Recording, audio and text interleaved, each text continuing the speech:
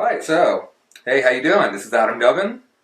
This is Jim Graywolf Petruzzi, and we're here in Florida, Ocoee, Florida to be specific, and we're going to talk a little bit about some things that are coming up with his arrival here, and some of the things that we're going to be focusing on as we're here to bring the Water is Life movement to Florida. So, Jim, you want to kind of give people an idea of where you're coming from? Yeah, hi everybody.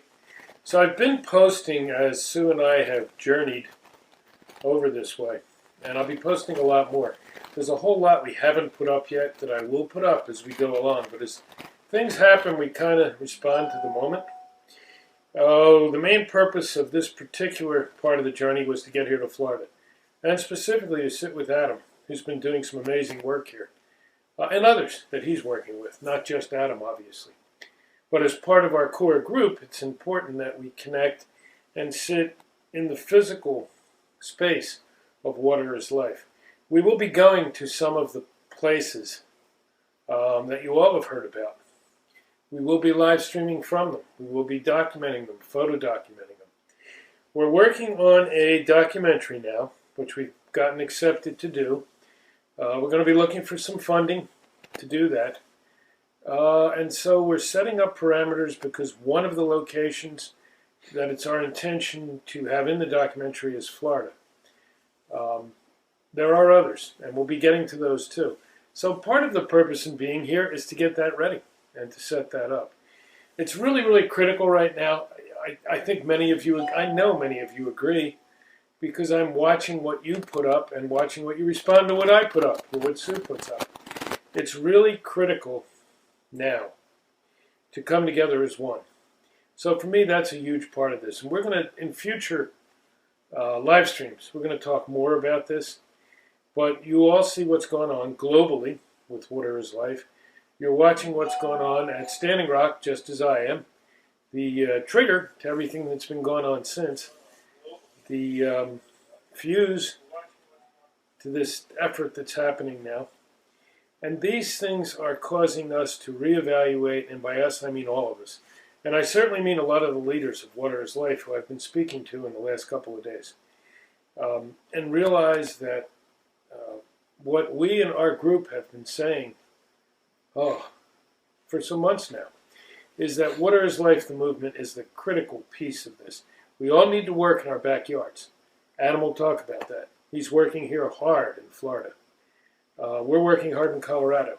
Some of you are working hard in Standing Rock. Others are working hard in Texas. That's critical. But we need to connect the dots. And so here we are, connecting the dots. Because just working on the internet or just working over the phone doesn't quite capture the whole essence of the thing. So for me, that's kind of the beginning of why we're here. And now we'll hear why Adam is ready to do this part of it.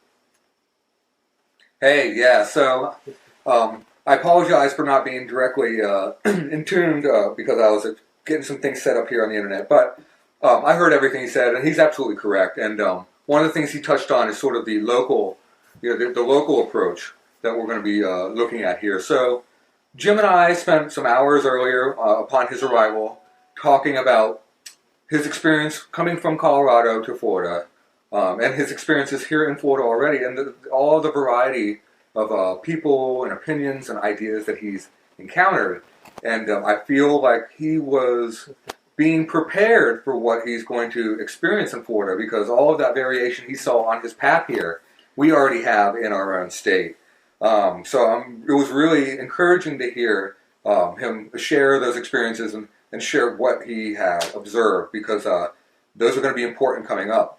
So my goal, while I have Jim here, is to get him involved and get him a taste of Florida.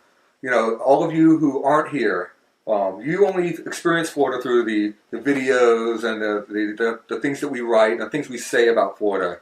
When we talk about the fragility of the aquifer, things like that, and there's a disconnect. And what I wanted to do is make sure that Jim has an enriching experience with it, one that he can take back, one that he can, when he goes to talk to other people, he'll be able to convey the message from one who has actually experienced why these waters are so important. So, Florida's not his last stop. He will be going to Flint, which is basically the dead end that we all face if we don't do something about our water issues. That is certainly a lesson we need to all be paying very, very close attention to. But also going to Texas, going to other areas, Iowa, Pennsylvania, New Jersey, wherever the issues may be, where these are the things that we are going to face. So what we're going to be doing during his time here is we're going to be traveling around. We'll be doing some live feeds. We will be documenting what we see. We'll be talking about what we see. We'll be publishing what we see. And what we're looking to, our objective here is to use all these things, all these observations, all this media that we accumulate to get everybody on the same page. Because we have a real problem, and I'll let Jim talk about it a little bit, but we have a problem in Florida that I was aware of, but we're also starting to see it in other parts of the water movement, where we need to be sure that we're not allowing artificial barriers to separate us. Barriers that are simple things like aesthetics, the color of our skin, or what tribes we come from, or who were our parents. Really the things that we should not be. These are petty things we should not be dealing with right now. So hopefully, in these coming days and this coming week or two here, we're going to be sharing with you our experiences and talking about them, and opening dialogue and discussion. One of the things that we touched upon in our earlier discussion was the importance of dialogue. We were sitting with my mother and my stepdad, and we were talking about what could they do to help the Water is Life movement. And I let Jim answer it because I've been down this before, and his answer was really basically what mine was, and that's basically get out and talk to people. Yeah. And this is something you've heard me say before, talk to your family, talk to your friends about the importance of clean water. If nothing else, opening up that dialogue, now that they're thinking about, clean water is actually something I should think about, or it's something that other people are thinking about. Next time they see something on the internet that's related to it, or next time they overhear someone talking about it, or next time it somehow enters their existence, instead of just glossing over it and letting it slide through, they're going to start paying more attention to it. And that's a fundamental thing that's really easy to do, costs no money at all, that you can do in your everyday life that doesn't change your personal lifestyle.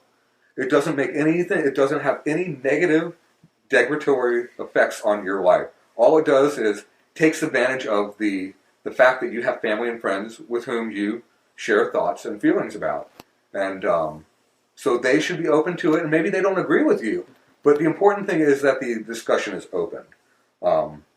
Jim, you agree with me there, right? Would you like to add anything to that bit? Yeah, boy, there's a lot there. So sorry about that. No, it's good. I'm just trying to put in my head best things to add. First of all, Sue's off doing some catch up on the computer, posting some other things for us. So we'll drag her online for some of these live streams later, because I want you to hear her thoughts on some of this too. Adam touched on a whole slew of things there.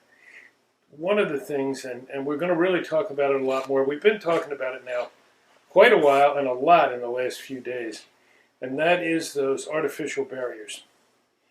Those barriers are something that could stop us collectively, we working on Water is Life, the movement, can stop us dead. It's the kind of barriers that the other side wants and has precipitated for so long.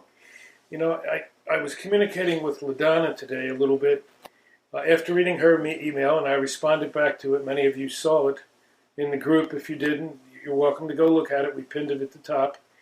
One of the things LaDonna said back to me, I just wanted to read this one short piece.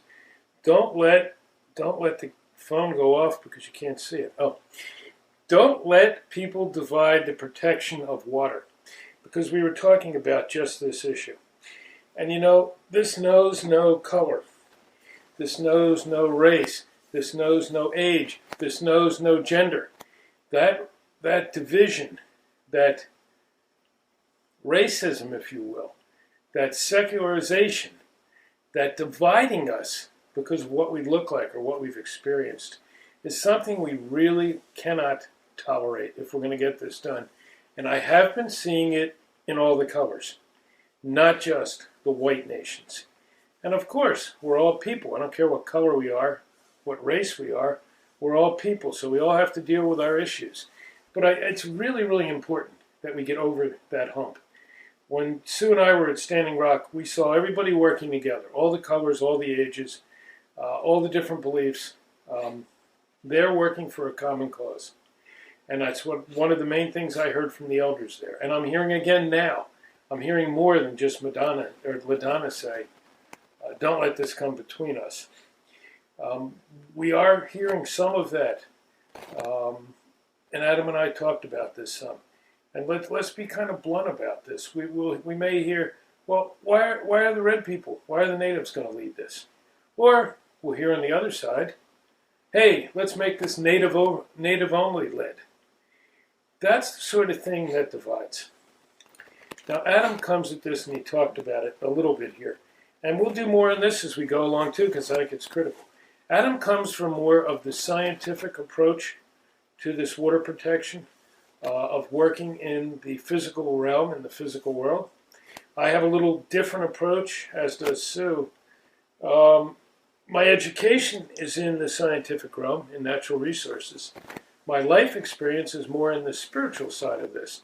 And as all of you know have been following this, it's both of those pieces are absolutely critical and must be combined. The spiritual aspect tells us we have to accept everyone as the same. The physical one causes us sometimes to look at somebody and say they're different. Why should they be doing this? Why should they be doing that? I've heard this for a long time, not just in this. And each time I hear it, I'm saddened because, again, it separates us. This is the time to come together.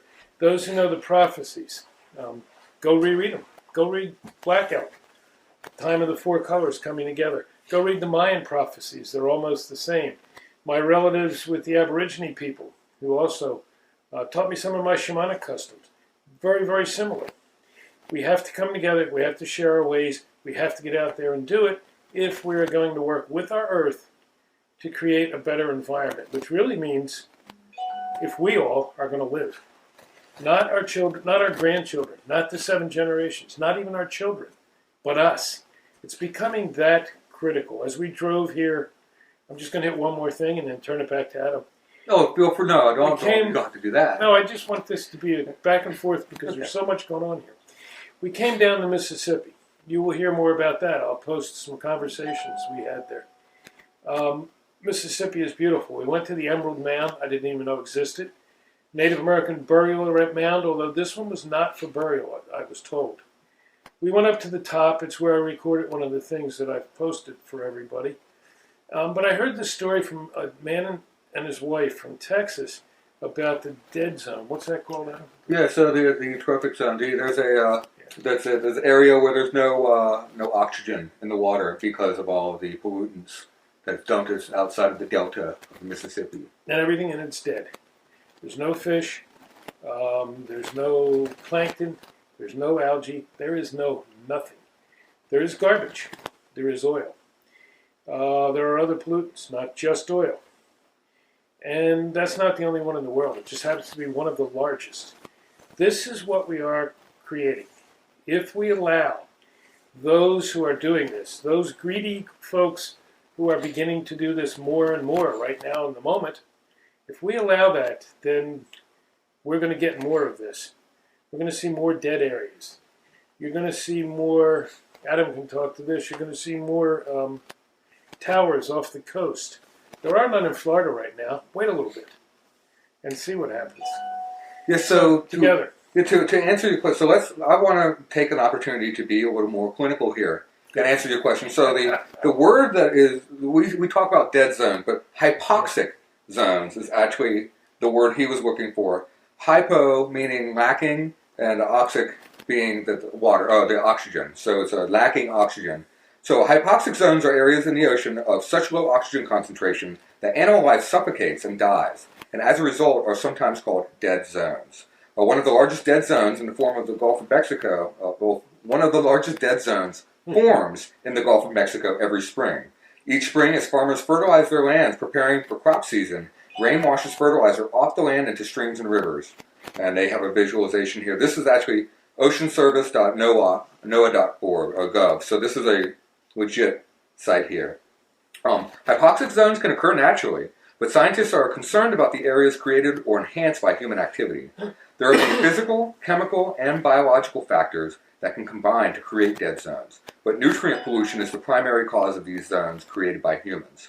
Excess nutrients that run off land or are piped as wastewater into rivers and coasts can stimulate an overgrowth of algae, which then sinks and decomposes in the water. It's that decomposition that consumes the oxygen and depletes it from the availability for marine life. So dead zones can occur in many areas of the country, particularly along the East Coast. He actually mentioned his experience. Jim's experience with it before was Chesapeake Bay. Was a different situation than the Mississippi and the Gulf of Mexico, but nonetheless an example of these happening in other waters. In the Gulf of Mexico, the Great Lakes also have them, but there's no part of the country that's immune. The second largest dead zone in the world is located in the United States, in the northern Gulf of Mexico, the one that he's talking about. So the second largest in the world is a result of the Mississippi River. And we own that, folks. Yep, we do. I mean, we're eating food that was grown along those banks. This is all, we're aware of the hypocrisy that we kind of mired in sometimes, and the fact that we're stuck in this. And that's why we're so fervent about changing things, because we don't want this to be this way. It goes back to what he's saying about spiritual. It's not just spiritual in the sense of metaphysical, but also spiritual within self-respect. How can you respect yourself? How can you live well knowing that there are things that you do every day that are detrimental to the world around you? So it's it's an important thing to think about. So we have this Lake Okeechobee issue that we have with the algae and such. This is a similar type of problem that we're having, where instead of with the dead zones, we're getting the algae everywhere, and it's ruining people's economies, it's ruining people's lives. It's not good at all. So, on that, we've got a lot of things to deal with while Jim's here. Yep. From dead zones to algae blooms to pipelines to water wars. Yeah. We've got it all: beaches, rivers, to personalities, streams. to egos. Yep. Egos, it's a big one. That's a big one. And really, it's we don't want to focus on the negative. No. We want to talk about it because we all need to be aware of it. I was not aware of that dead zone, whatever word he said. Hypoxic zone. Yes. That too. I was not aware of that hypoxic zone at the bottom of the Mississippi. I probably should have been or could have been, but I wasn't. And as these folks talked about it, I'm like, wow. So think about this, folks. Remember Standing Rock. They're going to put the pipeline, or they're going to try to put the pipeline under the Missouri. When that pipeline fails, and it will, because they all do. It's not if. It's when. It's not an if, it's a when, yes. And when it does, that affects 6 states. Beyond that, that water eventually gets into the Mississippi. Now you're going to have more oil in this hypoxic zone. We're killing our country as Americans, but our planet as human beings. And when I see people arguing or pointing fingers or wasting time, divisive within each other, that really annoys me. That really saddens me. Instead of saying, and I had my elders, actually my Lakota teachers, my Lakota elders, one of the families I have that I love, years ago say to me, don't ask, why is there a white man next to me? Or why is there a red woman next to me? Or why is there a black person next to me? Say, thank God there's a red person next to me, or a white person next to me, or a yellow person next to me. Be happy that we're all standing up in this. We got to let go of some of the old stuff. We can remember it. I'm the olive skin nation, okay? So gypsy heritage from Italy. My people also suffered quite a bit, but I can't harp on that anymore. I haven't for a long, long time. I let that go so long ago I can't even remember it. For the people who are standing up, let's come together. Stop worrying about who and what we are. Come together and do what we need to do. I agree. As the cat comes in. Yeah, we got a cat sneaking in here.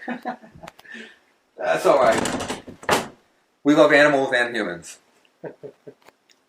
So yeah, we that's it's a big issue that we are facing. We're talking about the separation of the colors, and I'm glad we talked about that because there's another issue that I'm facing a lot with people within the movement, and it's going to be something that we need to really be conscientious about, and that is how we deal with information now here in this post-truth age.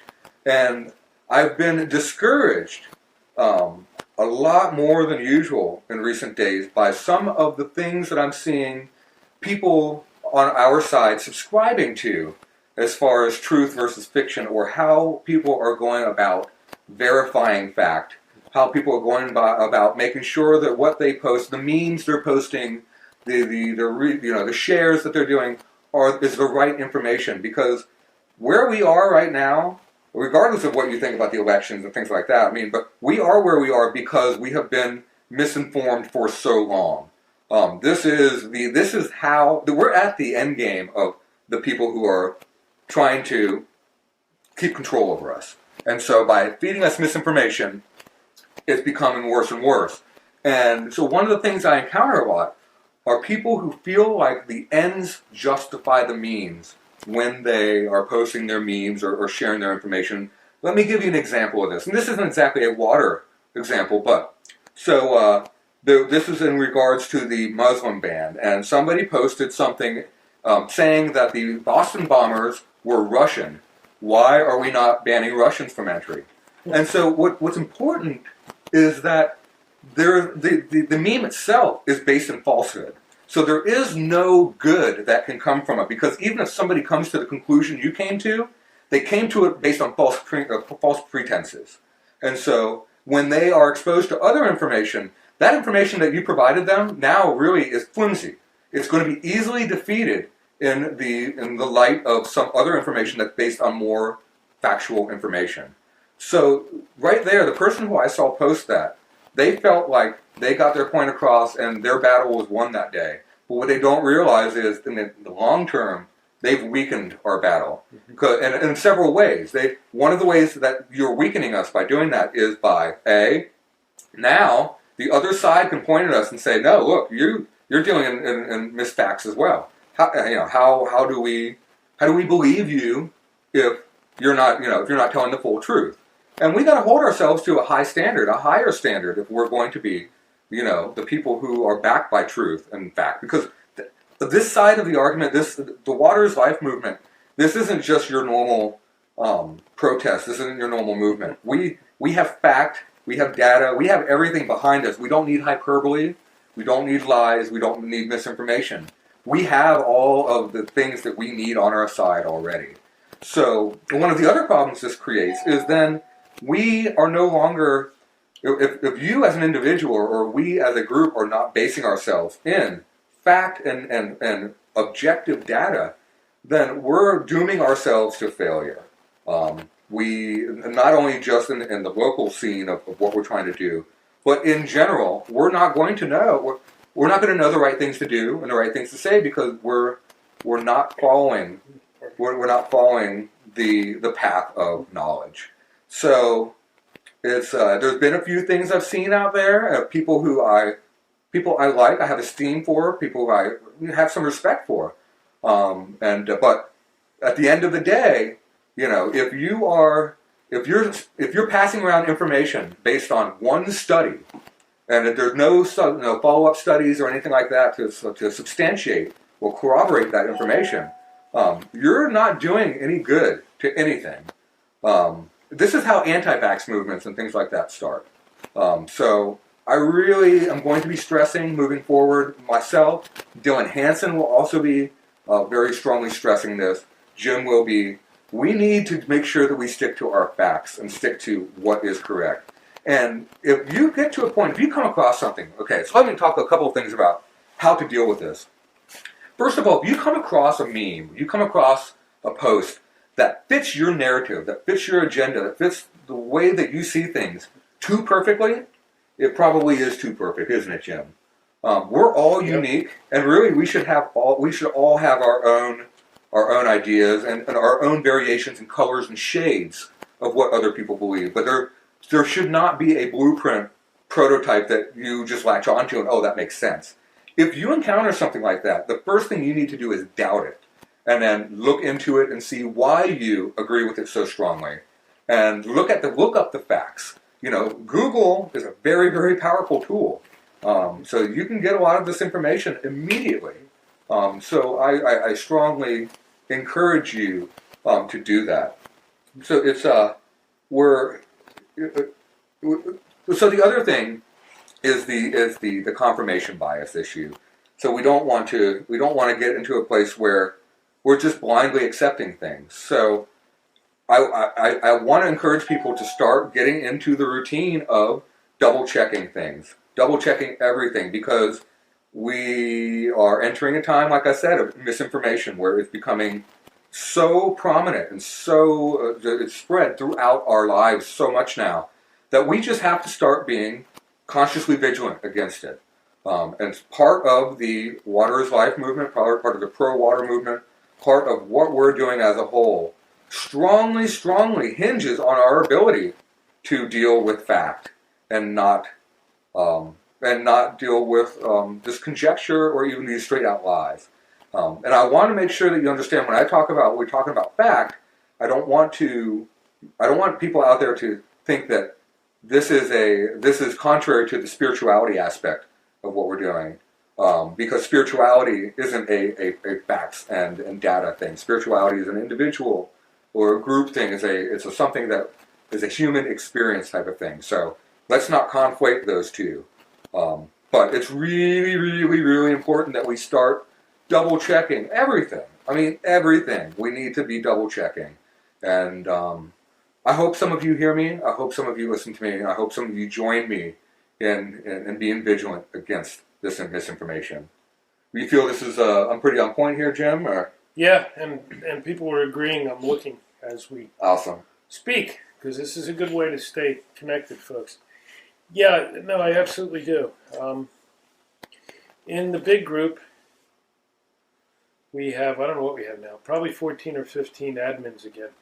We spend a lot of time checking things because too many people are not checking things. We all need to check our facts and see where they're coming from, and don't just start causing panic. And then we've had people get angry because, we don't post things. Well, that's not the way you need to do this. On the positive end of this thing, of everything we're talking about, and none of this is meant to be negative. It's meant to say, okay, how do we carry forward now? Standing Rock's entering a whole new phase. It's going to go more legal now. Other efforts are stepping up quickly, including here in Florida. How do we move forward? The positive thing is we do have that capacity. Let's not waste the energy by pointing fingers at each other or disagreeing or arguing with each other. The large group, Standing Rock Protectors, Pipeline Protesters, we've got 135,000 people now. That's huge. That's a city. That is connected to other groups. There's many other groups with a lot of people. We've got this capacity in the virtual realm. We've got the capacity in the physical realm.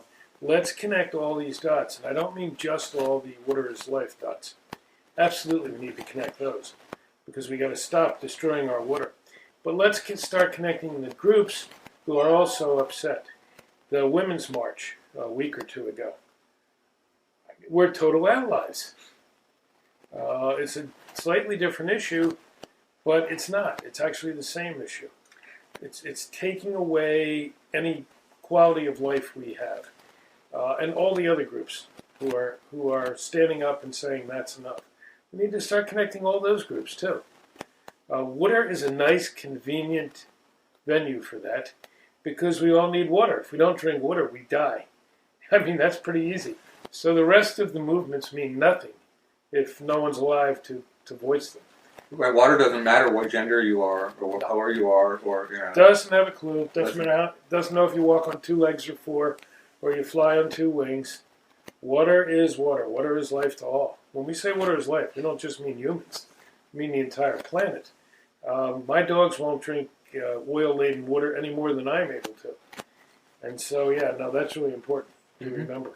We're talking about our whole ecological existence. You're absolutely right. I'm glad that you mentioned that, because one of the things, and for people out there who are used to seeing me doing a lot, one of the things that kind of has made me a little absent on the scene recently has been the fact that I recognize exactly what he says. So I've been trying to reach out to Muslims in the area. I've also been supporting the women's marches and movements and such. And we're entering a time. I keep talking about the entering the time, but it's true. We're at a gateway where all these issues are pertinent to us, and you can't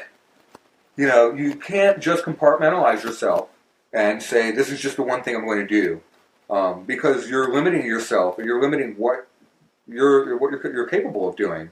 And these people, we all need to support each other. And so by showing solidarity with one another, that's how our bonds strengthen. That's how we set our roots, and that's how we come together and we learn to love each other the way we should.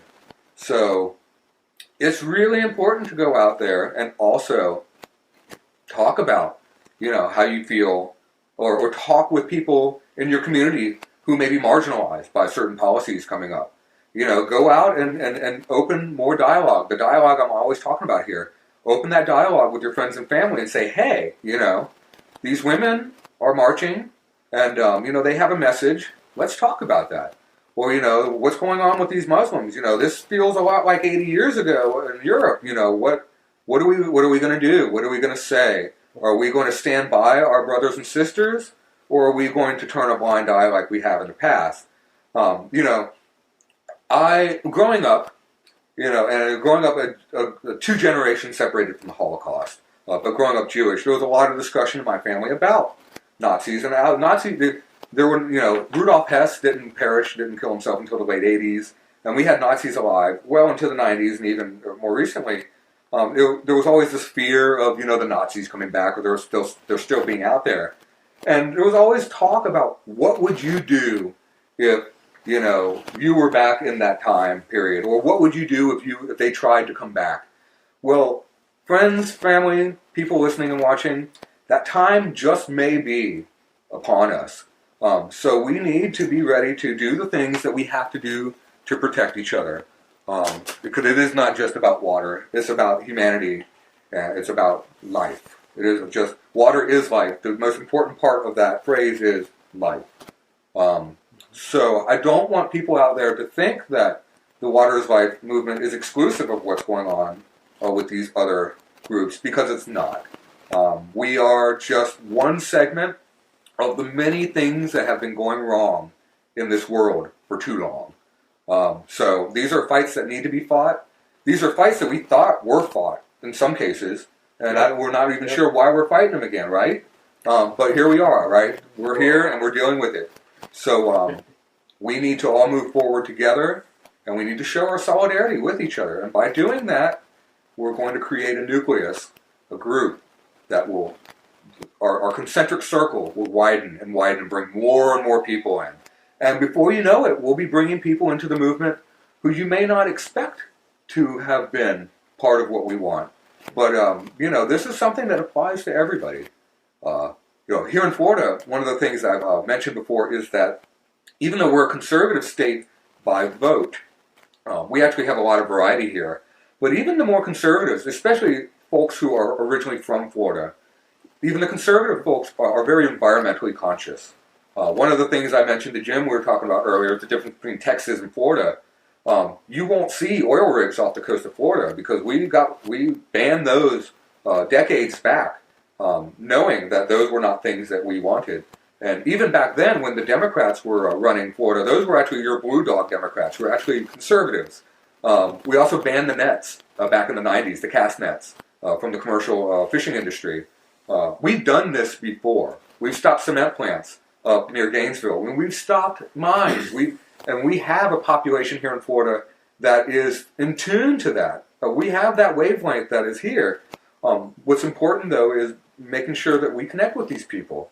And again, it's that inclusiveness, making sure that we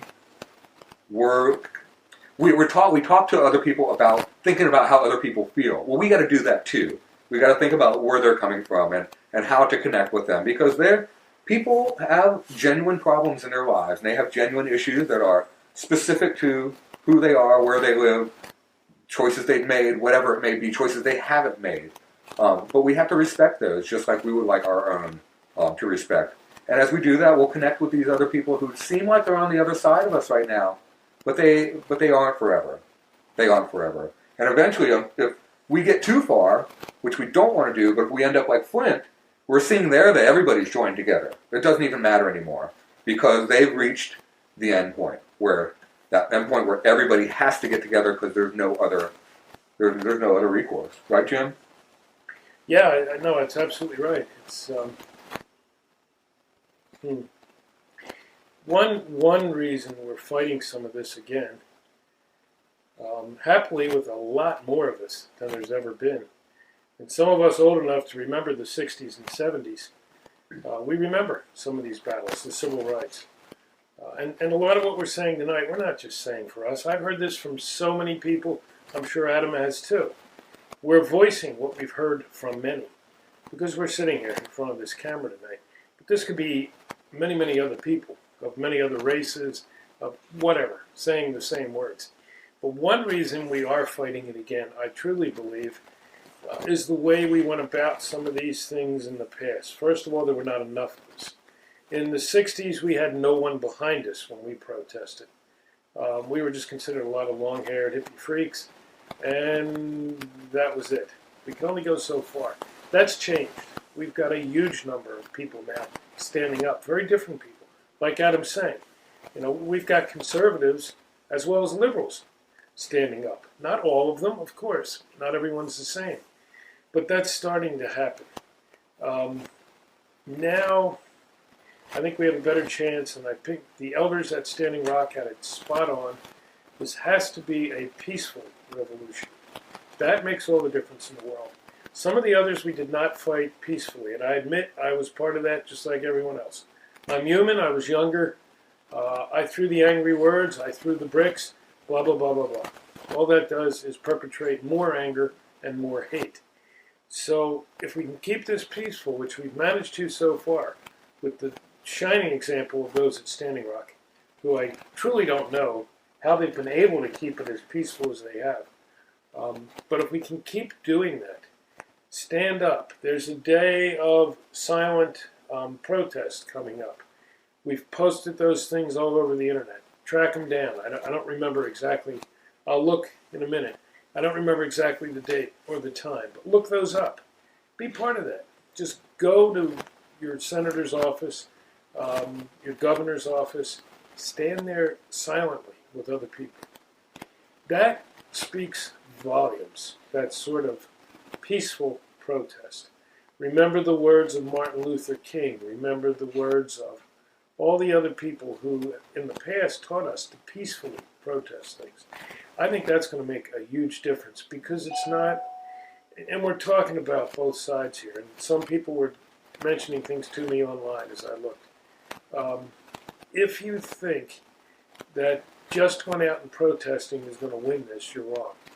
If you think that just sitting back and smudging with sage and sending your prayers is going to win this, you're wrong. If you think going and sitting on a mountaintop by yourself and waiting it out because somebody is going to come and save you, you're wrong. It's going to take a combination of these factors. I think we know that now. I think we've learned that. I think we have, as humans, progressed far enough to get that. If we combine these elements, we have one powerful package. A package that the greedy side cannot stand against. Because there's no way that that small minority, no matter how much power or how much money they have, can stand against it. We've been doing We Are the Media for months now. When we first started saying that in the large group, the Standing Rock effort was pretty new. And we realized right away that the media was not going to cover this, the mainstream media. So we had to cover it. Now we are the voice of change. The government will not change this for us. Nothing will change it except ourselves. We have to force the changes needed to quite literally save our planet, which means save ourselves. Yeah. And I'm getting near the end. Okay, well, I want to share a little bit some of the things that have been said here. So, Perfect. so what you just said actually segues well into here. So, Marilee Malice Gibson, who is our Sierra Club representative here in Florida, has a comment here. So, Sierra Club and Chattahoochee and Flint Riverkeeper will have our case against the FERC oral arguments heard on April 18th, 2017, in a federal circuit court. It has been many long months after filing our lawsuit over the Sabal Trail to get this court date. So this is one of the ways that we have to fight. We've got to fight in the courts. And we have the Sierra Club and these river keepers doing just that. So we talk about ways to help the cause, to help what we're doing. If you don't feel comfortable donating to camps or donating to GoFundMes and things like that, Sierra Club and these river keepers and these organizations like this, who are well vetted, who are, they are nonprofit.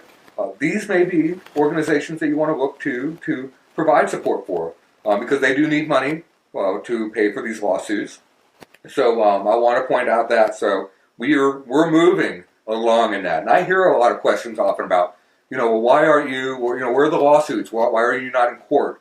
The thing is, we are in court, and there's a lot of things in court, but court is not an expedient method of dealing with things, especially when we've got a lot of money trickling in to fight on the other side of these lawsuits. Plus, these judges are oftentimes appointed by business interests, politicians who have strong interests in business. A good example would be Rick Scott here in Florida. Then Lisa Girardi. She says here, the key word when statistics are done for clean drinking water is access. There are people in my own town who have polluted well water. Many reservations have no water, but they have access to clean drinking water. They are not counted in the numbers of how many are without clean water, drinking water. Let's see. Let me see if I can see a little more. But if you don't have, well, unfortunately, I'm not able to see the rest of what she says here. But that's a good point. So that's here in the comments. We want to try to think about this, the semantics of what is being told to us when they say there's the clean water. Because there are a lot of ways to spin things, a lot of ways to make things sound a certain way. And, as a writer, an editor, a publisher, I'm not a stranger to these things, whether I've used them when writing fiction or when I'm reading about them or when I'm fact-checking. So one of the things you're looking at when you come, alluding to what I said earlier, when you're looking at things that fit too well, a lot of it is in the semantics, the way it's said to you. And we have the clickbait headlines on the internet now where you click on a headline, you click on an article and it says something that's really not even that related to what they said. Or, one that I saw recently, and I posted on Safe World Waters Now with a caveat, was that it said that Ireland had banned investments, or it had banned something, but it had banned investments in fossil fuels. But the fine print at the end of the article was, well, the decision's actually still pending certain legislative decisions. So, you get fired up for something and then you find out, well, we actually kind of have to wait a little while. It's good to be sure that you're double checking these things. So I'm glad that Lisa brought that up. Thank you very much, Lisa. Sherry Lynn, who is one of our contacts in Texas, who's doing a great job keeping us informed about that. At Camp Toyahowville, Sabal, Toyah. It's something, I can't say that one. An education center is being built to stop Apache Corp fracking near San Solomon Springs in Balmoria, Texas. All right, so the fracking thing comes up a lot. Here in Florida, we actually, a lot of municipalities, a lot of counties, a lot of areas are individually banning fracking. The state legislature is trying to pass a law to prevent in the individual cities, counties, municipalities from passing their own laws like that, which seems to me like the epitome of anti-conservatism. Usually conservatives want individuals and communities to decide on things for themselves, right, Jim? So, it kind of stinks. But we've got some events coming up. I unfortunately can't cite one off memory, but I know that we've got a couple of gatherings coming up in Tallahassee and other places to make sure that our voices are heard, that fracking will not come to Florida. And for other states like Texas, like Sherry was telling us, we would need to slow down and stop the advancement of the fracking in those states. So, I talked to people from Oklahoma and northern Texas, western Texas, about the fracking earthquakes that they experience. I don't know how that can be considered an acceptable side effect of energy harvest to anybody. That's just, earthquakes are one of the more terrifying natural events that we have on this planet. And not only that, they're extremely unexpected, especially when they're caused by fracking. Because the fracking process, we spent decades learning how to evaluate volcanoes and earthquakes from a naturally seismic perspective. We've got some great science on that, even though that science is still very rudimentary and nascent.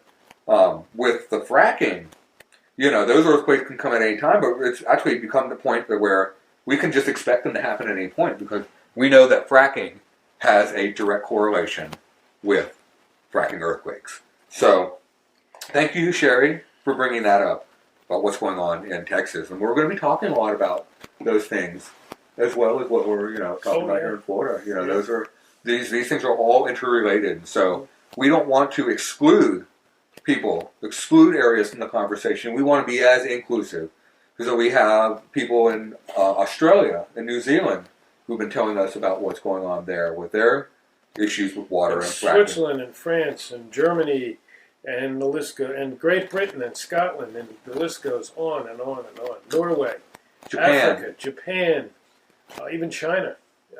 So yeah, it's certainly not just a U.S. issue now, nor is it just a U.S. movement. It's a global movement, and that's precisely what we want.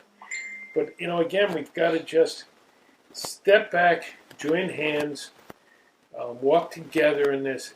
Don't start pointing fingers and accusing. And when you see people who do, I know I'm preaching to the choir.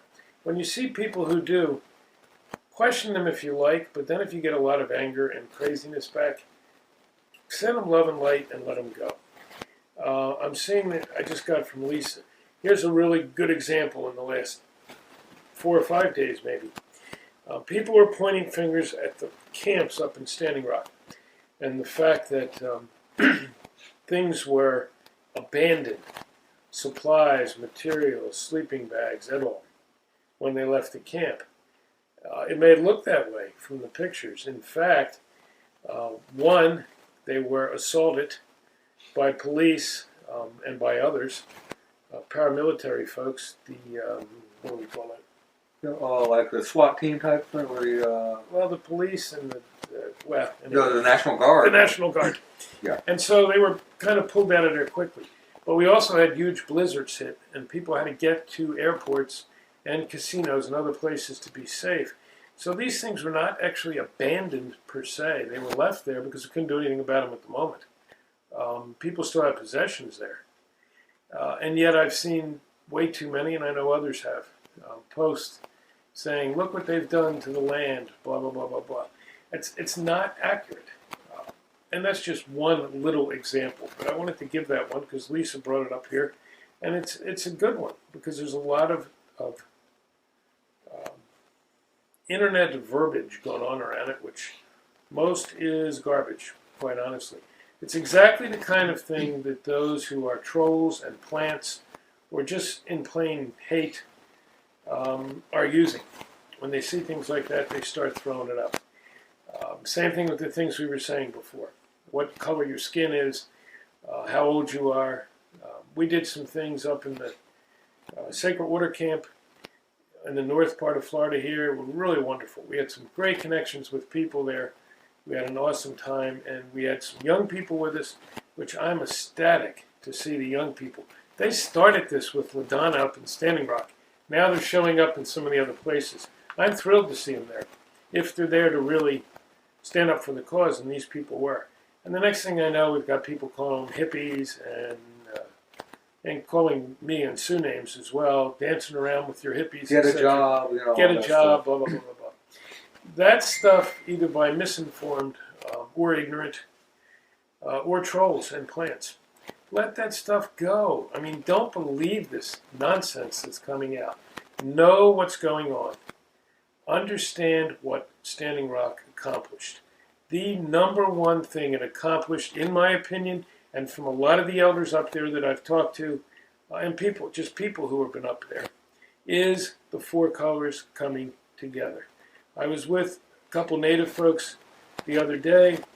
One of them, tears in his eyes, said, I never thought in my lifetime I would see native people from tribes that have been enemies for generations embracing each other. I saw it. And the others of us are talking, yeah, and it went way beyond that. Because when I was there, Sue and I saw red people on one side of us where we camped, black people on the other, folks from France right next to us. We couldn't even speak the same language, but we communicated it. That's the biggest and best thing to me out of Standing Rock, because we carry that forward. I don't mean that stopping the pipeline is not important. Of course it is. But if we do things individually, those pipelines are going to go in, folks. If we do it collectively, we will stop them. And the way to do that is what Standing Rock demonstrated. Was it perfect? Hell no. What is? Nothing. Nothing is perfect. But we will use what they have taught us. A lot of those folks are out here with us too, helping. And we will hopefully improve on it. And as we are here in Florida, half this state the pipelines are in, but more of them are going in. You'll hear more as we go along the next few days. We will learn here again. Because is this going to be perfect? No. When we go to Texas, is that perfect? No. We'll learn more. Each time we work on a site, each time we connect those dots, we will learn more. And as we do, the process will become more and more refined. To do that, it's going to take all of us. Absolutely all of us. And so to me, that was the star of Standing Rock. And if you go read what some of the elders have said, and some of the people who were there, you will see that same comment. You'll see it from LaDonna. I've heard it from Chase. I've heard it from many of the folks who were there. Let's remember that. Let's use it. Let's not let it be something in our way. And so, Lisa, I hope that covers it. If you see a lot of stuff standing at Standing Rock, ask why. Don't say, look what they did. Goes back to what I was saying earlier about, Yep. making sure that you double check on things. Yep. And so Mary Lee has helped me out here. So that information I didn't have directly at my disposal. So she says to look for Senate Bill 442 to ban fracking in Florida this legislative session, March 22nd, Lobby Day. Okay, that's one, March 22nd. And then, excuse me, Mary Lee also says here that Rethink Energy and several more environmental groups of Florida will be in Tallahassee on March 22nd and 23rd to speak on many bills to protect water and protect clean, renewable energy. So, if you're a Floridian, even if you're not a Floridian, but you can make the drive to Tallahassee, be there. You're, like he said earlier, your presence in front of these people's offices, your body being there makes a big deal. Makes a big difference. I also want to encourage you to call these people also, get in their ears, but more importantly than anything, going up and being there. The physical presence is a real thing, and I can tell you from my experience recently, you see me wearing my Now or Never Glades shirt, support Senator Negron's plan. The times that I've been going up to Tallahassee, we've been bringing people up with us to show that there is a strong community support for Senator Negron's proposal, which is now a Senate bill. It worked. Getting those people to fill up the auditoriums, to fill up the meeting rooms, getting people outside, the live feeds that we showed, this all did something positive. It made a change. It made the type of change that we're trying to make. It's not the only avenue of change we have. It's not the only avenue of change we need to be focusing on, but it does, in fact, work. So, if you can be in Tallahassee March 22nd and 23rd, be there, have your voice ready, If you have a story to tell it. There's a good chance I and or Dylan Hansen will be up there for this. So if you have a story you want to tell, please feel free to reach out to me or Dylan, and we'll be happy to interview you.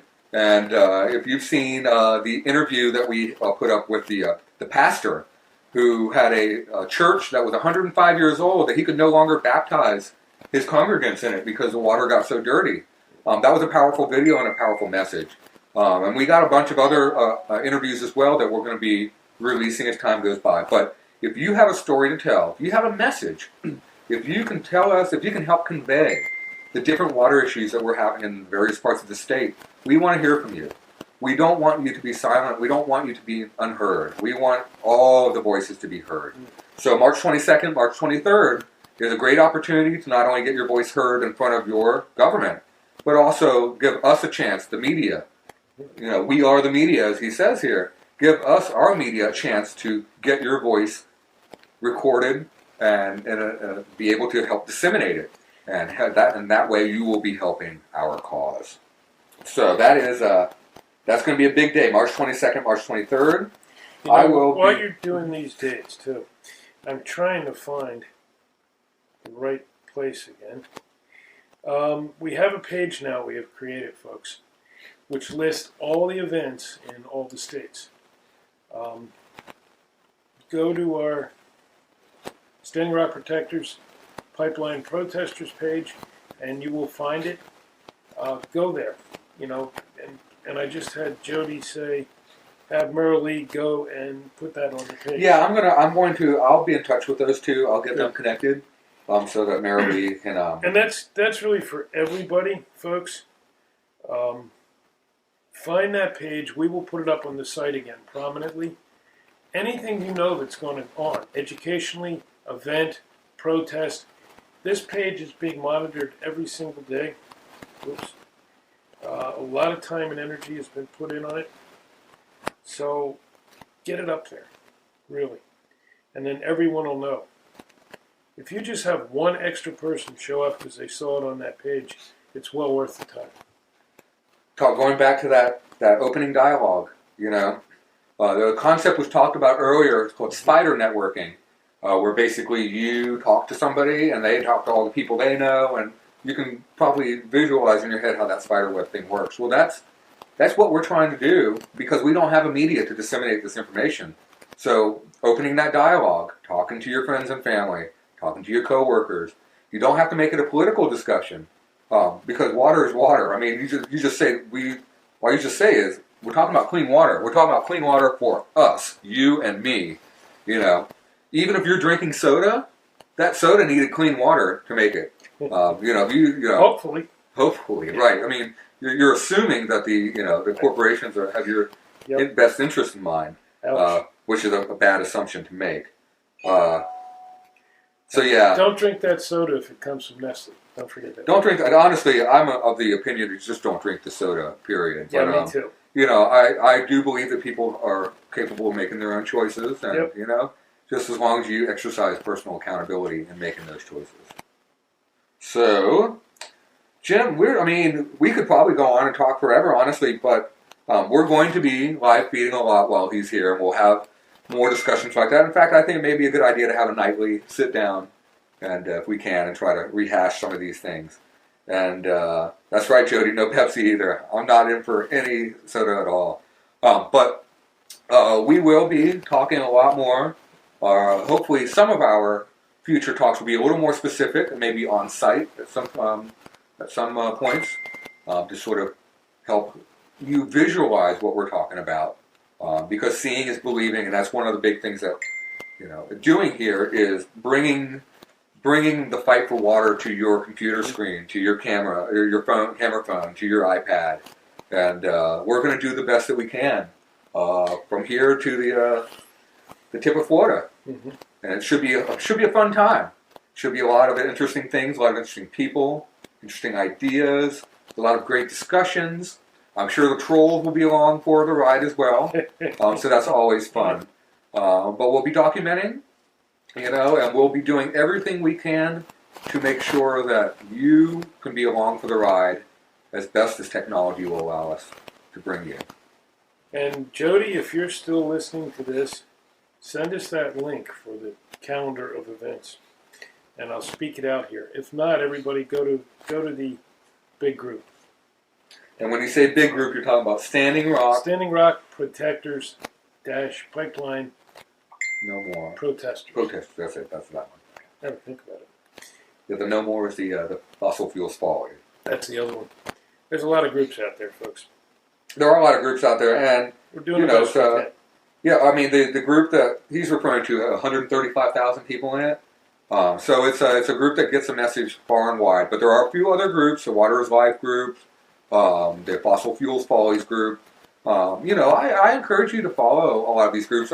When it comes to here in Florida, Stop Sabal Trail, we've got a few different Facebook pages, but there is an official Stop Sabal Trail, both Facebook page and website that you can get information from. Also, each of the respective camps individually have their own Facebook pages, and I think in at least one or two cases websites as well. But if you want to get more specific information, those are available. So that is the Sacred Water Camp, which is the one Jim was at, near Live Oak. And that's the permanent camp that's been there for a bit. There's Water is Life Camp near Branford on the Santa Fe. Yep. And that's the one that I've been to a few times. And that's the one that is semi-temporary. I mean, it's going to be there for as long as it needs to be, but it will only be there for as long as it's needed. And then we have the Crystal Water Camp, which is a newly opened one down in Osceola County in St. Cloud. And that's a training camp run by Ronald Reedy. There's also a few other camps up to the Heartland Camp, and there's a talk of a Turtle Mound Camp that I am not completely up to date with. So I unfortunately can't share too much about them. But maybe somebody in the comments will mention something. But we've got people to follow. Follow the Sierra Club Florida. Follow Bull Sugar and Everglades Trust. I follow the different river keepers, the different water keepers around here. The Caloosahatchee /Calusa, the Indian River Lagoon groups. That's Marty Baum over there who runs that, and Dylan Hansen is part of that. The Apalachicola River. There are just groups that are local to you, but groups that are also at the state level that are out there to follow. And while I am trying very hard to keep everybody informed, and many other people out there, like Marilee, are trying to keep people informed of what's happening in Florida, and like Jim here is trying to keep people informed around the world of what's happening here and other places, it's really difficult to be all-encompassing. So again, going back to that spider networking thing, talk to people about it, and seek it. Seek out these things. So that's part of developing that sort of fact checker, that fact seeker attitude, that approach. So when you come across something, you're like, well, how can I help? Start looking up the names of these camps on Facebook or on Google. Start trying to be a little more proactive, because we can only spoon feed people as much as possible. It is going to take some effort on your parts to kind of inform yourself as well. And the better you inform yourself, the better you're going to be able to receive more information and disseminate that to others. So if you're looking for a way to help the cause, that right there is a great way of doing it. Spend a few extra moments of your day. Spend a few extra minutes researching, spend a few extra minutes reaching out, trying to do a little bit more than you ordinarily could. That in itself is just as valuable, if not more, than sending money somewhere or, doing what Jim and I are doing actively. You're doing your part by doing that. It may not seem like it, but trust me, you are solving a lot of problems simply by eliminating, mistruths, lies, and actively enriching yourself. Because that's what we have to do. We can't really count on the media to give us the straight dope, the information. We can't really, and we also have problems with our peers, giving us the right information. So we need to just, on an individual basis, become a little more vigilant about that. Let's see. Okay, so Marilee's telling me that Pipeline Resistance opened a command central in Dunellen, and they rented a house for 6 months. So that's great news. Merrily, I will be looking out for ways to help support them.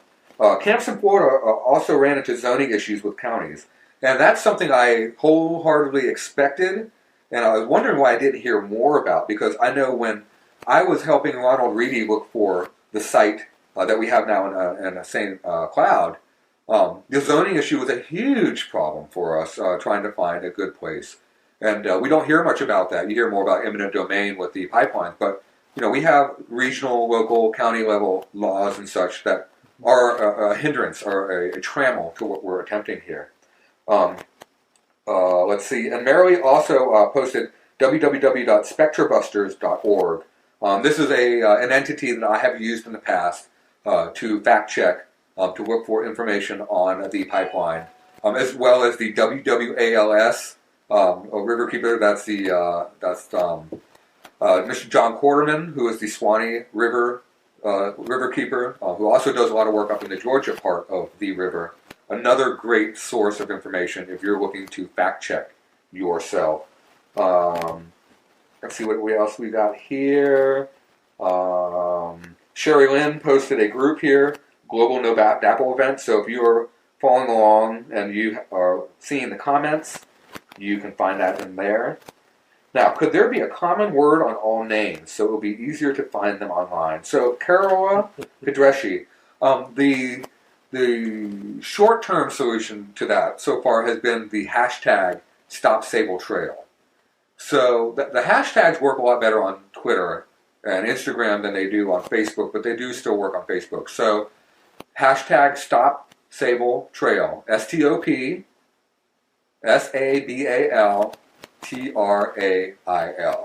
And that is what they should all have in common. And we've been pushing for people to tag their stuff appropriately. Another thing here from Merrily is a compilation of action events to stop a Sabal Trail at Protect Fast on Facebook. That's the @ Protect, F-A-S-T, Fast. So you can check that out. And so the address for WWALS that I mentioned before is www.wwals.net for the Sabal Trail. So you'll want that information.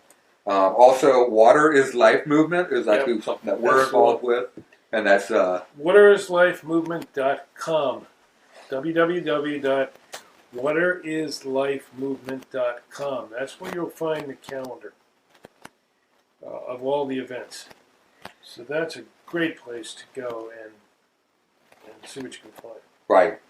And I'm also going to post a link in here, but I'm also going to talk about it outwardly. And you may or may not be getting sick of me talking about the Now or Never Everglades petition, but I'm going to continue to talk about it because the Now or Never Everglades petition is a very, very important thing that we're doing. So I want to talk about sort of the esoterics to it. It's more than just a petition to get our state government on board with Senator Joe Negron's plan to send water south and manage water better from Lake Okeechobee. This is also basically this is a memorandum we're sending to government. This is we're looking to establish a mandate. So this Now or Never Everglades petition, we're looking to get 100,000 signatures on it at least. We're only halfway there about. The numbers are important. The amount of people who sign this are important because we need for our government to realize that a lot of people are on board with this, and we're getting politicians to sign it, getting captains, we're getting business people both on the conservative side of the aisle and the liberal side of the aisle. This is a joint bipartisan effort. Senator Joe Negron's a Republican, so and he's a conservative Republican. He's not a liberal guy. So this goes to show you that this is something that affects, both people of any political persuasion. So the Now or Never Everglades petition, bullsugar.org/declaration. All right. So if you have not signed the Now or Never Everglades petition, I want you to do that. If not immediately, as soon as this live feed ends. And if you're not in Florida, It doesn't. They may or may not pay close attention to where you're signing it from, but at this point, we don't actually care.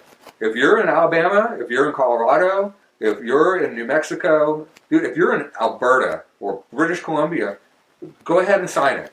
It won't hurt. It only helps. So please do us a solid.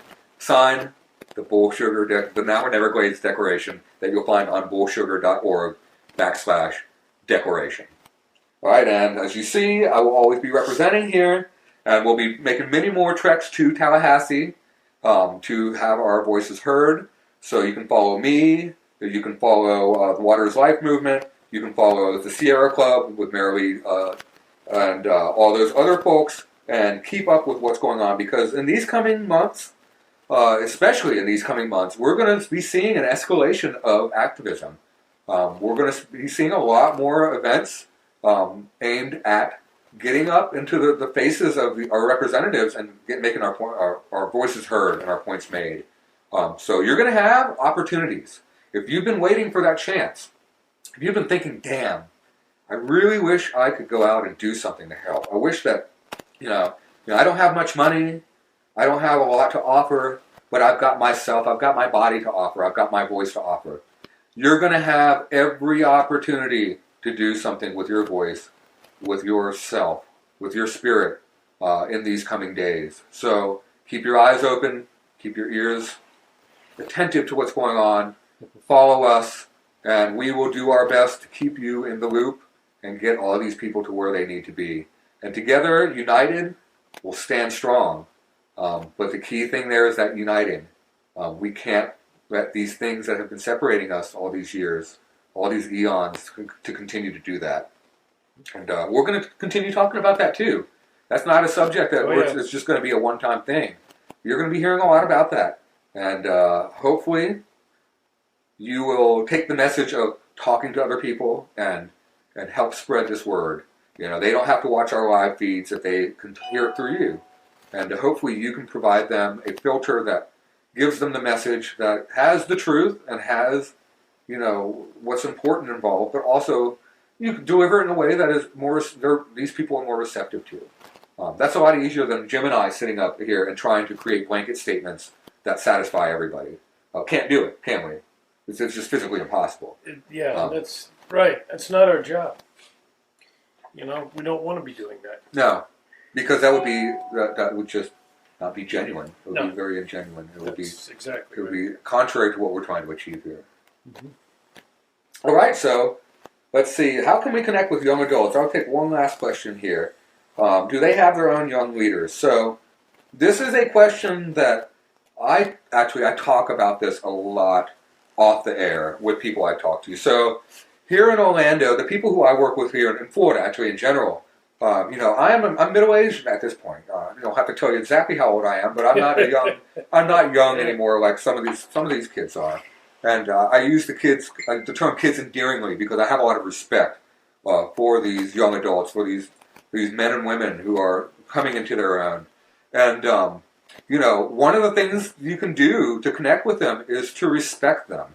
Don't call them millennials and don't shit on them like a Gen X, like my generation, the baby boomers. We took a lot of slack from the older generation. And now the older generation is doing the same thing to the millennials. And some of the Gen X who learned these bad habits from the older generation are doing the same to them. So the first thing I would say is listen to them, respect them, and don't hate on them. There are people, you were that age at one point, they're human beings just like us. The moment that they realize that we're listening to them, and not just listening to them, but processing what they're saying and taking it in earnest, that's one of the first things that we can do to connect.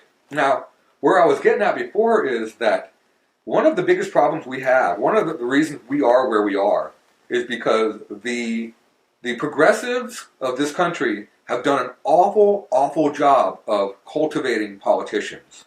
If you look around, all these politicians that we've been electing are not people who are interested in our best interest. At least here in Florida.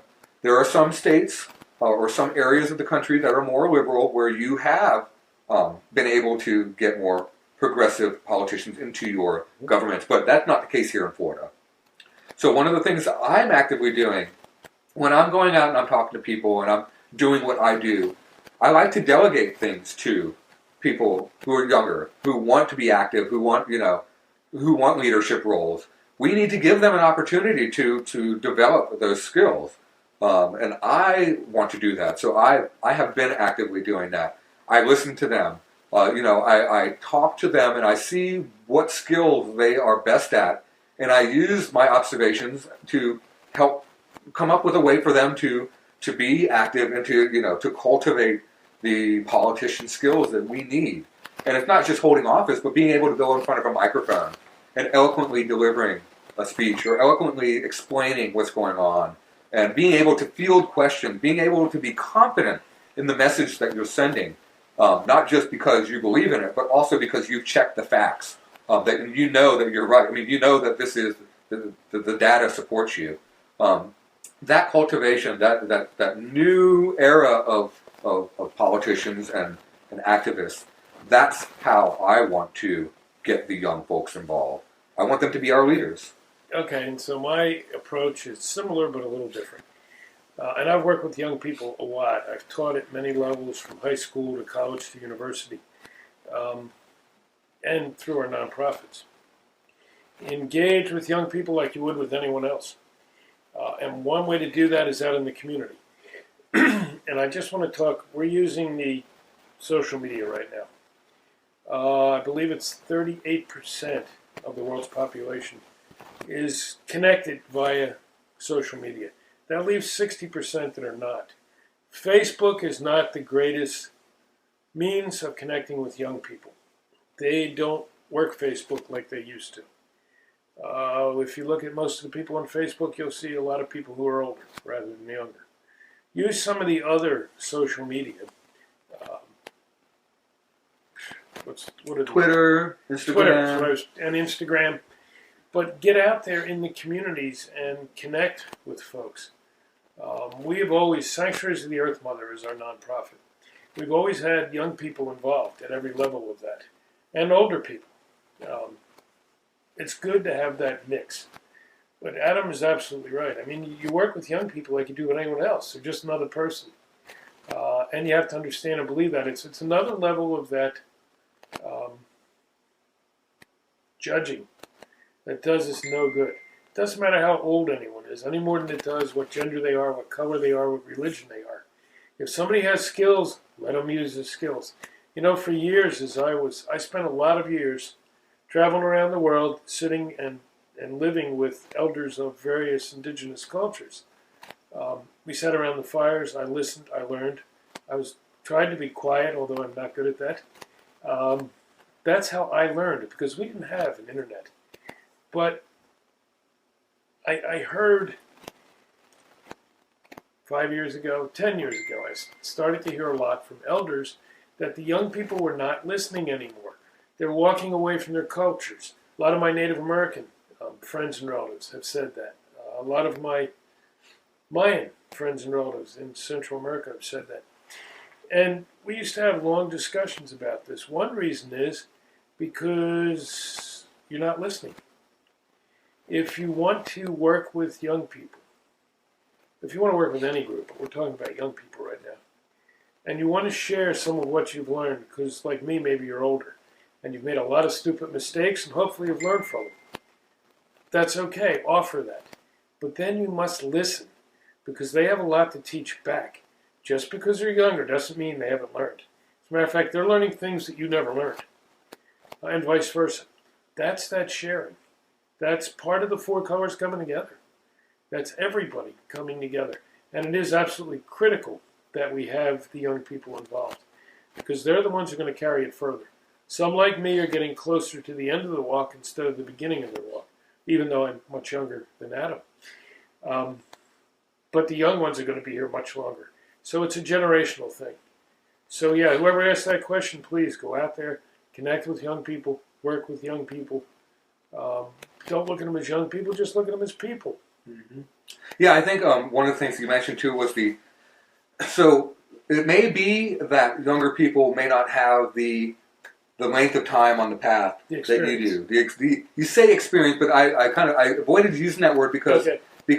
with the modern day, people are experiencing things at a more rapid pace. Yes. Like we're inundated with experiences. In fact, Mm-hmm. so you though you as an older person, older than the younger people, have had the opportunity to not only cultivate and harvest these experiences, but also mellow and mature on them.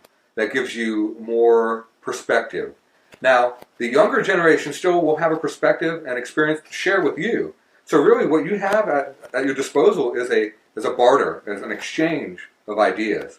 But just as you know, if you're treated with disrespect initially, you're not going to be open to what the other person has to say. And it doesn't matter how old you are.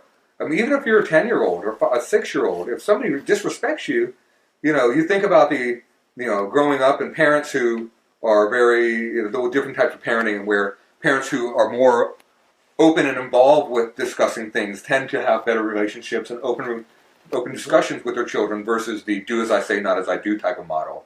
This is the same with when you're dealing with human beings. Treat them with respect, open your ears and your eyes, listen to them, and and show them that you're listening to them. Let them know that you hear what they're saying and that you value it. And by doing that, you're going to open a lot of doors, and these doors are going to lead down the paths to what we're trying to achieve here. Yeah, I can remember when I was much, much younger, sitting with one of my primary elders, and I really wanted to share with him some things. And I did. And he listened very quietly.